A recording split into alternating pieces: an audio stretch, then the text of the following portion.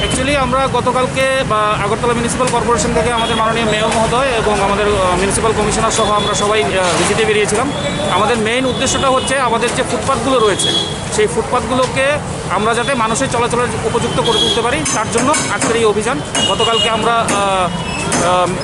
Agartala municipal কর্পোরেশনের অনুমতিক্রমেই আজকে সকালে আমরা এখানে এসেছি এবং ফুটপাথগুলোকে যাতে মানুষ ফুটপাথ হিসেবে ব্যবহার করতে পারেন সেই দিকে লক্ষ্য রেখে আজকে আমরা এই অভিযান করছি। তাদের কি বিকল্প কোনো জায়গা দেওয়া হয়েছে? না, বিকল্প জায়গা দেওয়ার কোনো এখানে ব্যাপার নেই।